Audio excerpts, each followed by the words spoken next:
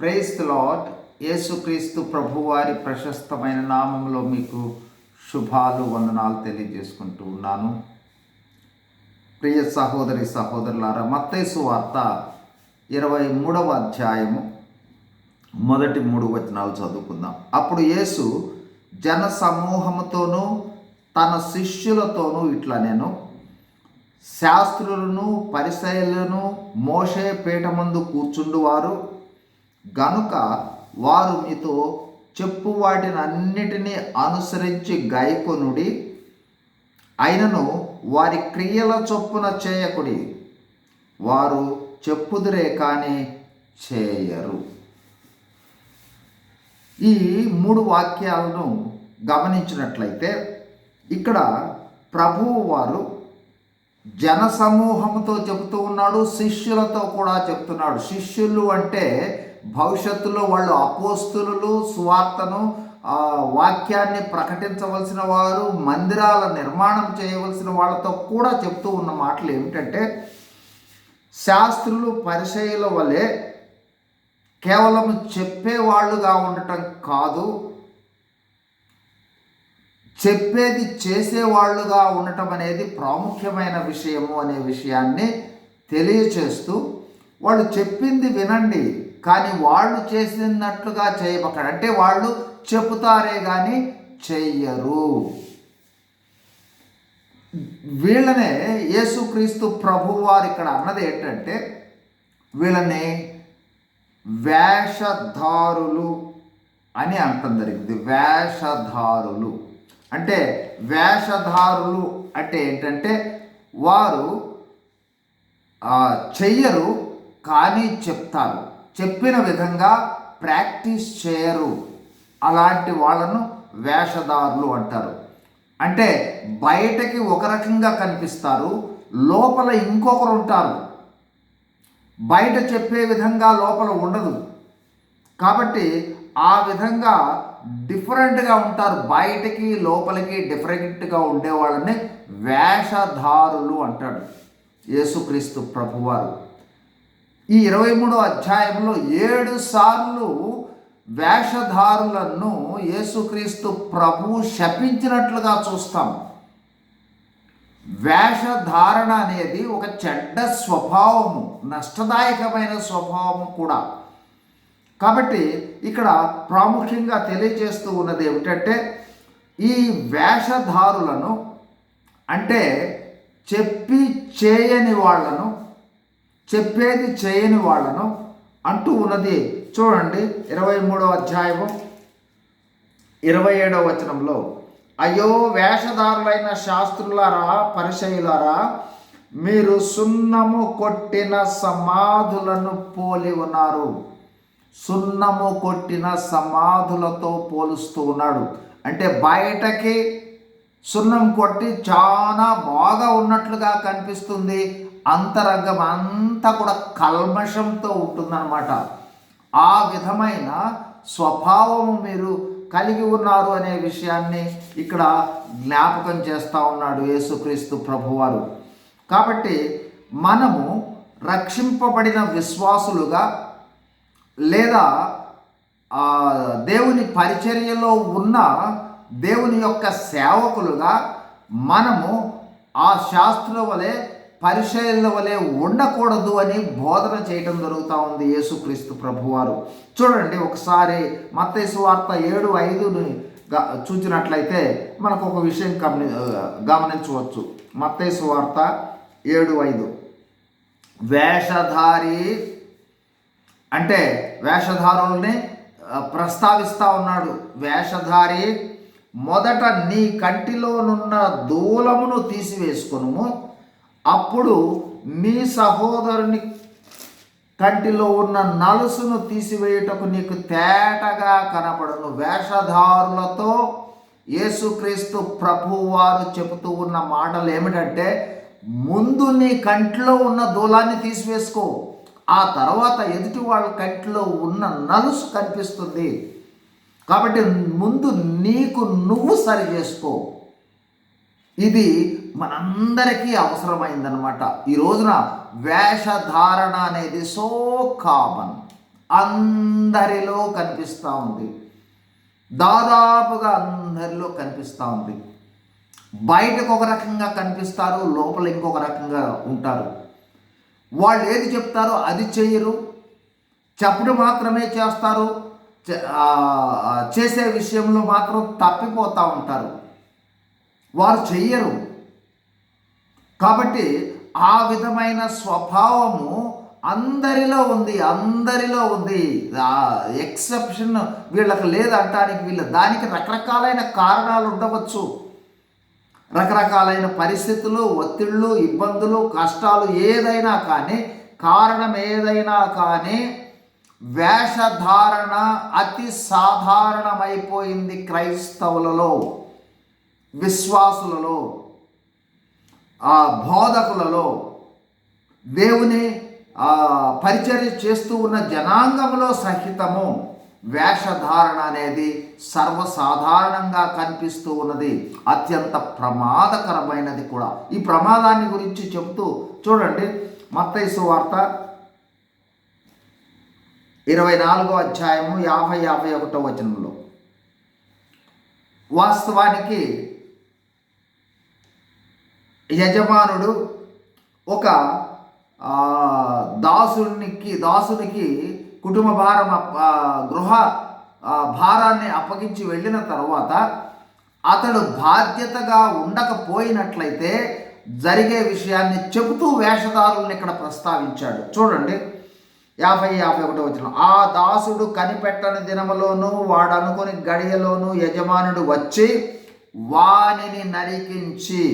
అంటే ఇక్కడ ప్రాముఖ్యమైన విషయం ఏంటంటే, నమ్మకము లేని బుద్ధిమంతుడు కాని దాసుడికి శిక్ష విధించబడతా ఉంది అని చెబుతూ చూడండి, వాడు అనుకుని గడియలో వాని యజమానుడు వచ్చి వానిని నరికించి వేషధారులతో కూడా వానికి పాలు నియమించును. వేషధారులతో కూడా పాలు అంటే ఈ వేషధారుల యొక్క గమ్యం ఏంటి అనేది ఆ తర్వాత చెప్పబడింది. చూడండి, అక్కడ ఏడ్పును పండ్లు కొరకొట్టయి ఉండదు. కాబట్టి నమ్మకము లేని దాసుడిని తీసుకుని వచ్చి ఇక్కడ అప్పచెప్పడం జరిగింది వేషధారులతో. ఈ వేషధారులు ఎక్కడున్నారంటే ఏడ్పు పండ్లు కొరుకుట ఉన్న ఆ నరకములో ఉన్న స్థితిని మనం గమనిస్తూ ఉన్నాం. కాబట్టి వేషధారణ స్థితి అనేది అత్యంత ప్రమాదకరమైనది. అందుకోసమే యేసుక్రీస్తు ప్రభువు వారు ఒక సందర్భంలో అన్న మాటను మనం జ్ఞాపకం చేసుకోవాల్సిన అవసరం ఉంది. చూడండి, లూకా సువార్త 18వ అధ్యాయం 8వ వచనం. ఆయన వారికి త్వరగా న్యాయం తీర్చును, వారి విషయమే కదా ఆయన దీర్ఘశాంతము చూపుతున్నాడని మీతో చెప్తున్నాను. అయినను మనుష్య కుమారుడు వచ్చునప్పుడు ఆయన భూమి మీద విశ్వాసమును కనుగొనునా. ఈ వాక్యాన్ని ఒక్కసారి మనం జాగ్రత్తగా గమనిస్తే, ఆయన భూమి మీదకు వచ్చినప్పుడు ఈ వేషధారణ లేని వారిని కనుగొనుట సాధ్యమవుతుందా? ఎంతవరకు సాధ్యమవుతుంది? అందుకే చాలా భూమి మీద విశ్వాసమును కనుగొనునా. ఎంత ఆలోచింపజేసే వాక్యం ఇది. సరే, ఈ సమయంలో జ్ఞాపకం చేస్తూ ఉన్నది ఏంటంటే, వేషధారణ అనుభవంలో మనము ఉండకూడదు. దాని వలన మనము నరక పాత్రులమయ్యే ప్రమాదం ఉంది. అందుకోసమే యాకోబు భక్తుడు అంటాడు, చూడండి, యాకోబు పత్రిక 3వ అధ్యాయము 1-2 వచనాలు. నా సహోదరులారా, బోధకులమైన మనము మరి కఠినమైన తీర్పు పొందుదామని తెలుసుకొని మీలో అనేకులు బోధకులు కాకుండుడి. అనేక విషయములలో మనమందరము తప్పిపోవచ్చున్నాం. కాబట్టి ఈ వేషధారణ స్వభావం అనేది మన అందరిలో ఇక్కడ చెబుతూ ఉన్నది, బోధకులకు చెబుతూ ఉన్నాడు. అయితే బోధకుల పరిస్థితి ఆ విధంగా ఉంటే సాధారణ విశ్వాసులమైన మన పరిస్థితి ఏమిటి? కాబట్టి ప్రియ సహోదరి సహోదరులారా, సంఘమ, ప్రతి ఒక్కరూ మనం జ్ఞాపకం ఉంచుకోవాల్సిన విషయం ఏంటంటే, వేషధారణ దేవునికి, యేసుక్రీస్తు ప్రభువుకు ఇష్టము కాని స్వభావము, దేవునికి ఇష్టము కాని స్వభావము. వేషధారణను ఖండించాడు యేసుక్రీస్తు ప్రభువు. వేషధారులను కర్స్ చేశాడు, శపించాడు కూడా. కాబట్టి ప్రియ సహోదరి సహోదరులారా, మనము ఏమి చెబుతామో అదే పాటించే వాళ్ళుగా ఉందాం. మన లోపల ఏమున్నదో అదే తెలియజేసే వాళ్ళుగా ఉందాం. పాటించే విషయాలనే బోధించే వాళ్ళుగా ఉందాం. బోధ అనేది క్లాస్ రూమ్లో, అంటే ఎడ్యుకేషనల్ ఇన్స్టిట్యూషన్స్, విద్యా సంస్థలలో చేసే బోధ లాంటిది కాదు. అక్కడ పాటించాల్సిన అవసరంలా కేవలము అక్కడ అవసరమైన విషయాలను చెప్తే చాలు.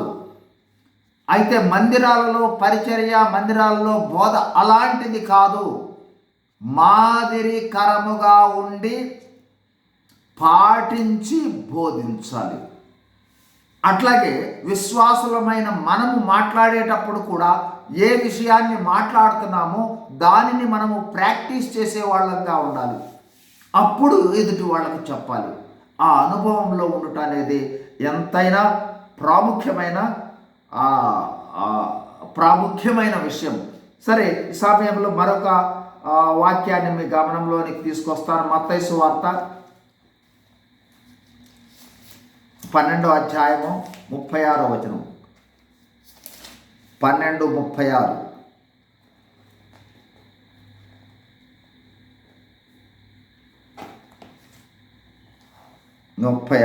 చూడండి.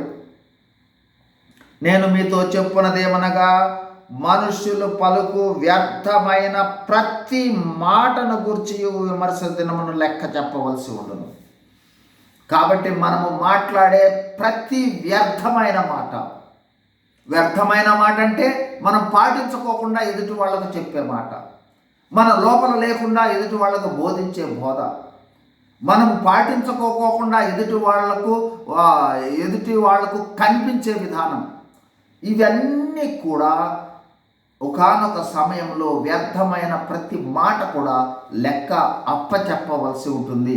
ప్రాముఖ్యమైన విషయం ఏంటంటే, దేవుని రాజ్యము నుండి తప్పించబడే ప్రమాదము కూడా ఉన్నది. కాబట్టి ప్రియ సహోదరి సహోదరులారా, మనము వేషధారణ నుండి బయటకు వద్దాం. యథార్థమైన జీవితాన్ని కలిగి ఉందాం. లోపల మనం ఏది పాటిస్తామో దానినే బోధిద్దాం, ఏది పాటిస్తామో దానినే చెప్తాం, ఏది పాటించమో దాని గురించి మనం చెప్పవద్దు. లోపల ఏదుంటే బయట అదే ఉండాలి, బయట ఏదుంటే అదే లోపల ఉండాలి. ఆ విధమైన అనుభవంలో ఈ స్వభావం అనేది యేసుక్రీస్తు ప్రభువు వారి స్వభావం. కాబట్టి ఆ విధమైన స్వభావాన్ని కలిగి ఉండి దేవుని రాజ్యంలో ప్రవేశించినట్లుగా దేవుడు మనకు సహాయం చేయనుగాక.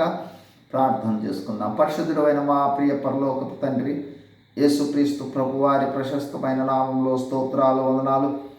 దేవా, మీరు ఇచ్చిన శ్రేష్టమైన సమయాన్ని బట్టి స్తుతిస్తూ, ప్రభువా, వేషధారణ లేని జీవితాన్ని మేము కొనసాగించడంలో సహాయం చేయమని వేడుకుంటూ, ప్రభువా, విన్న ప్రతి వారిని కూడా మీరు జ్ఞాపకం చేసుకుని మీ దయగలిగిన హస్తాలతో దీవించి ఆశీర్వదించమని యేసు ప్రభు వారి నామంలో వేడుకొంచున్నాము తండ్రి. Amen. Praise the Lord. God bless you.